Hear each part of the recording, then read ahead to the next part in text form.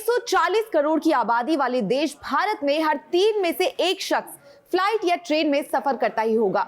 लेकिन इन दिनों ठंड के चलते कोहरे की ऐसी मार पड़ रही है कि आम लोगों का जीवन अस्त व्यस्त हो गया है। नमस्कार, मैं हूं गायत्री और आप देख रहे हैं श्रेष्ठ भारत। कई घंटों तक स्टेशन पर खड़ा ट्रेन का इंतजार कर रहा है तो कोई ट्रेन के अंदर बैठे अपनी मंजिल तक पहुंचने का इंतजार कर रहा है। यही हाल फ्लाइट के सफर करने वालों का भी है। घने कोहरे की मार से आज 170 फ्लाइट्स प्रभावित हुई हैं। ऐसे में क्या आपको पता है कि आपके लीगल राइट्स क्या है? अगर कोई ट्रेन या फ्लाइट 3 घंटे से ज्यादा लेट होती है तो आपका पूरा शेड्यूल ही बिगड़ जाता है। जिस काम के लिए आप अपने जाने के लिए तैयारी कर रहे हो वो काम भी नहीं बन पाते। रेलवे या एविएशन वाले तो आपसे टिकट का पूरा पैसा लेकर बैठ गए, तो आपके इस सारे नुकसान की भरपाई कौन करेगा? इन्हीं सब सवालों के जवाब जानने के लिए, आपके हक की बात करने के लिए आज हमारे साथ जुड़े हैं सीनियर एडवोकेट अखिलेश सिंह रावत। स्वागत है आपका।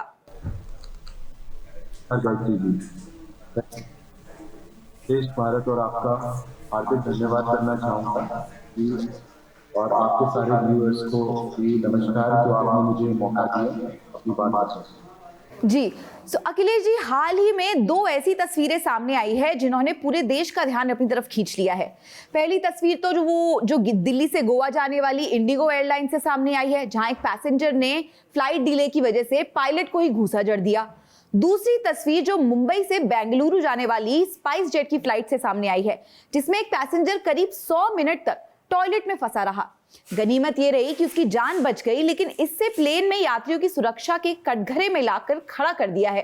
इसके बारे में आपका क्या कहना है? कुछ कहना चाहेंगे आप इस बारे में? एक्चुअली जो हमारा ये जो सिचुएशन हुई है वो हमें देखना चाहिए कि आज पिछले 5-6 दिनों में जो वेदर कंडीशन और जो फॉग के कारण जो कियोस क्रिएट हुआ है एयरपोर्ट पे, उसी के कारण ये सारी घटनाएं हो रही हैं। जैसे आपने पहली घटनाएं के बारे में जो किया, that was due to this जो ये डिले हुआ है, वो डिले के कारण लोग फ्रस्ट्रेटेड हो गए हैं। तो उसी को देखते हुए अभी आपने देखा होगा director of general of civil aviation ने कुछ स्टैंडर्ड ऑपरेटिंग प्रोसीजर भी जारी किया, जिसके मद्देनजर रहते हुए कि ऐसी कियोस सिचुएशन एयरपोर्ट पे ना आए और लोगों को इतनी डिफिकल्टी का जो डिफिकल्ट सिचुएशन हो रही है तभी फ्रस्ट्रेट हो जाते हैं और फिर ऐसी घटनाएं सामने आती है। एयरपोर्ट जो अथॉरिटीज है और जो फ्लाइट के जो क्रू मेंबर्स है, कहीं ना कहीं उनकी भी गलती है कि एक फ्लाइट में, क्योंकि जब भी फ्लाइट कभी टेक ऑफ करने वाली होती है तो ये उनका एक प्रोसीजर है कि वो चेक करे कि सारे पैसेंजर फ्लाइट में जो बोर्ड कर रहे हैं वो प्रॉपर्ली बैठे हैं, प्रॉपर्ली उनके सेफ्टी मेजर्स लिए गए हैं। तो जी, ये चीजें पहले से चेक करनी चाहिए। जी, फ्लाइट टेक ऑफ करने से पहले उसका हर पॉइंट ऑफ व्यू से उसको चेक करना चाहिए। तो आपने जैसा कि बताया कि directorate general of civil aviation यानी कि डीजीसीए ने कुछ गाइडलाइंस इशू की है, लेकिन ज्यादातर लोगों को इसके बारे में पता नहीं होता है। इसके बारे में आप बताइए। सबसे पहले मैं एक सवाल आपसे इसके बारे में पूछना चाहूंगी कि जो एयरलाइंस है उनकी अपने यात्रियों के प्रति क्या जिम्मेदारी होती है इन गाइडलाइंस के हिसाब से? जैसे मैं अभी जो लेटेस्ट गाइडलाइन जो मंडे को इशू हुई है, क्योंकि आप जो मीडिया के मित्रों ने जो ये अवेयरनेस प्रोग्राम और जो आप एयरपोर्ट पे जो लोगों को जो डिफिकल्टीज हो रही है ड्यू टू दिस फॉग और ये जो फॉग कंडीशन के कारण आप लोगों को जो लोगों को डिफिकल्टीज हो रही है, आप लोगों ने कवर किया। और कहीं ना कहीं मंत्री जो सिविल मिनिस्टर जो है सिंधिया जी, उन्होंने कहीं ना कहीं इस बात का संज्ञान दिया आपकी रिपोर्टिंग के कारण। मैं आप लोगों को धन्यवाद भी देना चाहता हूं। जो आम जनता बहुत डिफिकल्टी फेस कर रही है, कहीं ना कहीं आपने सरकार को जगाया है। उसके बाद सरकार ने एक स्टैंडर्ड ऑपरेटिंग प्रोसीजर जारी किया है, जिसके मद्देनजर जो ये कहता है कि आप अगर फ्लाइट जैसे ऑनगोइंग सिचुएशन, अगर आप फ्लाइट डिले हो रही है तो आप अपने जो भी पैसेंजर हैं जिनकी भी वो फ्लाइट लेने वाले हैं उनको ईमेल, मैसेज और अब तो बोला है कि व्हाट्सएप के द्वारा उनको जानकारी दीजिए कि आपकी फ्लाइट कितनी डिले हो रही है। ऊपर से उन्होंने एक चीज और बोली है, क्योंकि जैसे आपने पहला एग्जाम्पल दिया कि भैया एक पैसेंजर ने को पायलट को मारा, तो कहीं ना कहीं इन्होंने बोला है कि इन्होंने गाइडलाइन में ये भी लिखा है कि कहीं ना कहीं आप जो एयरलाइन का जो स्टाफ है आप उनको ट्रेन करिए, प्रॉपर ट्रेनिंग दीजिए, ताकि जब भी कोई लोग इतना वेट कर रहे हैं तो वो लोगों को कहीं ना कहीं वो लोगों को उनके जो टाइम है रियल टाइम इंफॉर्मेशन दे उनको कि भैया आपकी फ्लाइट कितनी देर डिले हो रही है, और उनको बार बार Exact उनकी हेल्प करे information. जो, हाँ जी, रियल टाइम इंफॉर्मेशन। और कहीं ना कहीं एयरलाइंस वालों को ये भी कहा गया है कि आप एयरपोर्ट पे भी अपनी एयरलाइंस बताइए कि आपका एग्जैक्ट शेड्यूल क्या है, कितना टाइम और लगेगा, और रियल टाइम इंफॉर्मेशन देना उन्होंने बोला है। अगर हम फॉर एग्जांपल रेलवे स्टेशन या एयरपोर्ट पर घंटों फंस जाते हैं तो ऐसे में क्या करना चाहिए? इसमें एयरपोर्ट नहीं कहूंगी मैं, एयरलाइंस की क्या रिस्पॉन्सिबिलिटी है, उसके बारे में आप थोड़ा कुछ बताएं।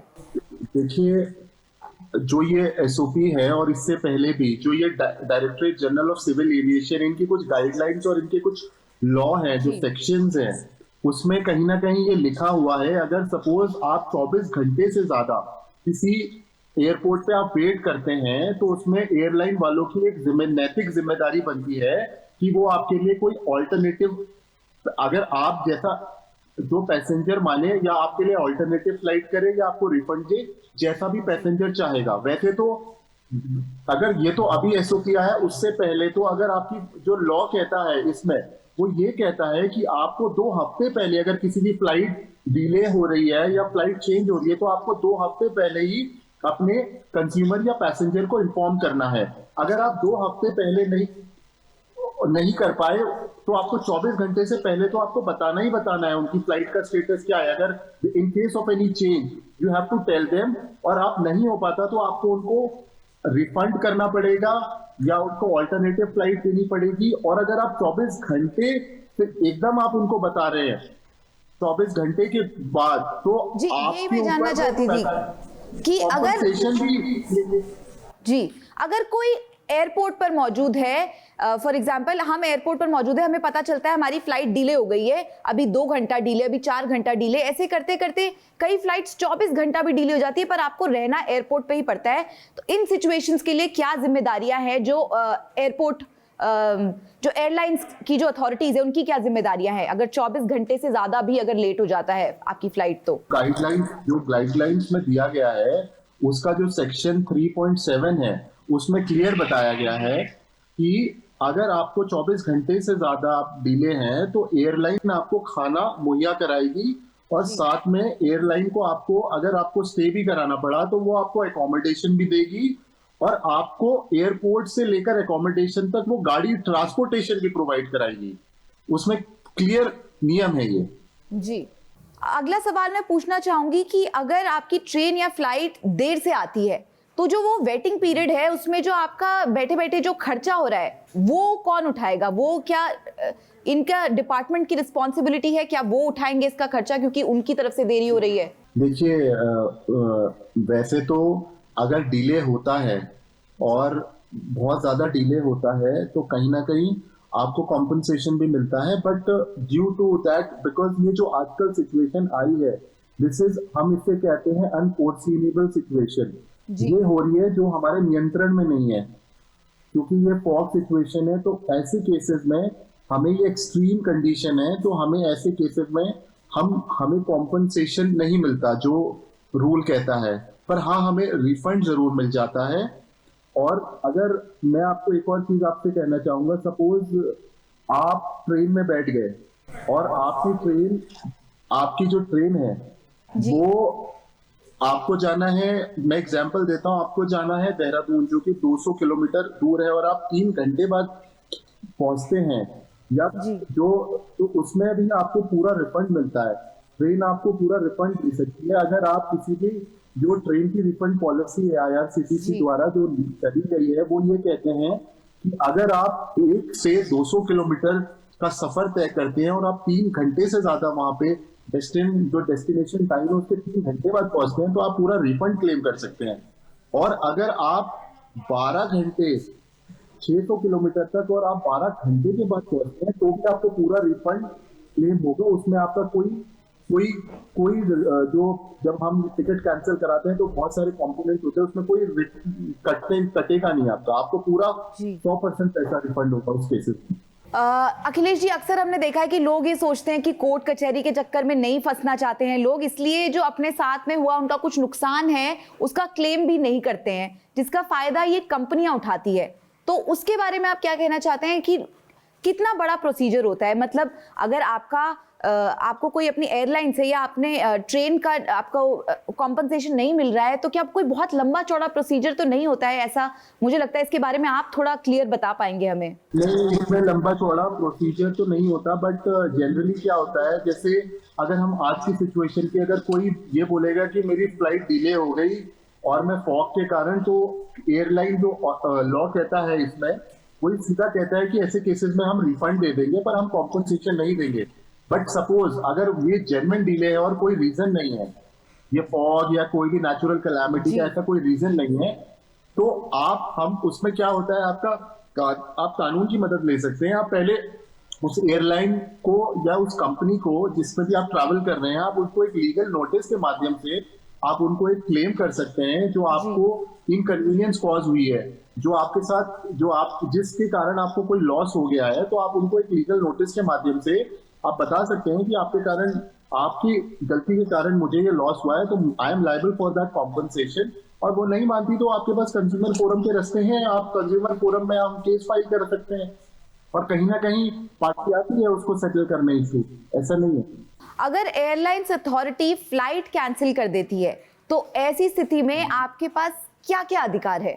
हाँ, ऐसे में आपके पास जो अधिकार है वो ये है कि आप एक तो रिफंड क्लेम कर सकते हैं, दूसरा अधिकार, और अगर आपको ज्यादा वेट करना पड़ गया तो एयरपोर्ट जो अथॉरिटी, जो एयरलाइंस है, वो आपको उस टाइम पे मील्स प्रोवाइड कर सकती है जी। एयरपोर्ट पे जब आपका जो वेटिंग पीरियड है, जैसा कि मैंने आपको पहले भी बताया कि अगर आपको ज्यादा टाइम लग रहा है तो they are liable for the compensation also, for accommodation also.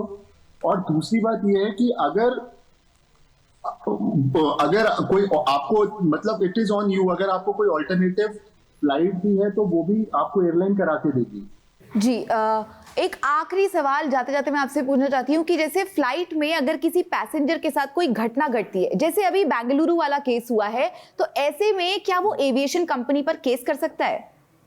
बिल्कुल, ये तो नेग्लिजेंस है किसी एविएशन कंपनी का, बिकॉज आप किसी भी फ्लाइट में बैठ रहे हैं तो देखिए, ये उनकी तो कोई गलती नहीं थी, वो तो बेचारे लॉक हो गए उसमें, तो कहीं ना कहीं, और ये एसओपी होता है, ये एक स्टैंडर्ड ऑपरेटिंग प्रोसीजर होता है कि जब भी आप किसी फ्लाइट में आप बैठ रहे हैं, जो जितने भी फ्लाइट के क्रू मेंबर हैं वो आपको बताएं, और वो उनका ड्यूटी है कि वो आपको चेक करें कि सारे पैसेंजर प्रॉपर्ली बैठ गए हैं, उन्होंने सीट बेल्ट लगा ली, क्योंकि सीट बेल्ट बहुत एक उसके अगर आप नहीं लगाएंगे और लैंडिंग में आपको दुर्घटना भी हो सकती है। तो कहीं ना कहीं ये मेरे को लगता है एयरलाइंस वालों का एक बहुत बड़ा नेग्लिजेंस है, और कहीं ना कहीं आप इसमें कोर्ट के दरवाजे खटखटा सकते हैं, क्योंकि it is on their part, क्योंकि ऐसा तो है नहीं वो खुद लॉक हो गए, वो तो it was due to that, नहीं किए गए हैं।